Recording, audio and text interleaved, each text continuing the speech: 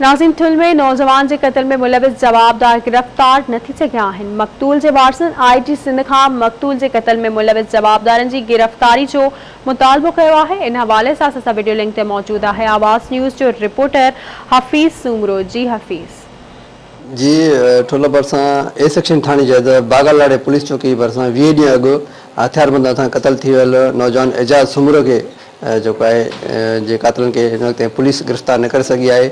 उनजे घर में कोराम वारी सूरत हाल आहे। घर में मौजूद आहे उनजे वारसनि खां उनजे अमल खां मालूम कंदासीं त पुलिस जवाबदारी गिरफ़्तार लाइ हिन वक़्तु ताईं छा करे सघी आहे। मेरे बाहर रखी तो लाए मुझे पुत्र कत्ल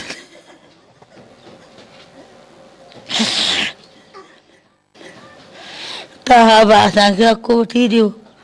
उनखे गिरफ़्तार कयो। दुश्मनी ताईं न हुई।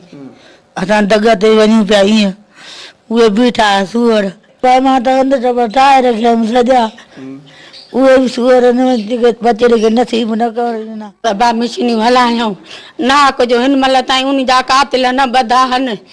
असां त ग़रीब आहियूं काॾे वञूं असांजी मदद करनि असां काॾे वञूं बाबा।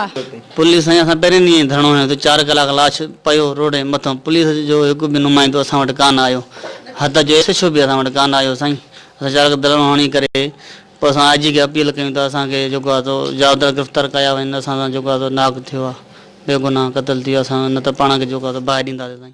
बीआरएम हिन टाइम ताईं को गिरफ़्तारी न अमल में आई आहे। असांजी अपील आहे IG Sindh DIG Larkana SP Jacobabad के अपील आहे असांजी तदारक कयो जवाबदार गिरफ़्तार कयो।